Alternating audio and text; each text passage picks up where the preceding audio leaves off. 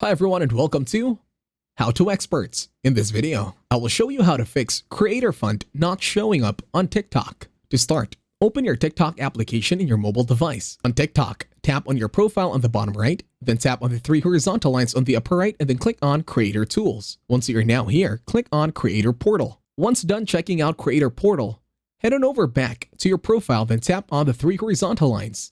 Head on over to Settings and Privacy and then click on Report a Problem. On Report a Problem, tap on Creator Tools. Then in here, you're going to select Other. In here, click on No, and then tap on Need More Help. In here, tell TikTok about your problem. Go ahead, take your time in typing. Or you could wait for me to finish typing and then you can copy what I'm writing over here. As a side note, you can also attach photos and a video as support for your evidence in your case. Once done, click on Submit. And that's it. Thank you very much for watching. Please leave a like, share, and subscribe to the channel.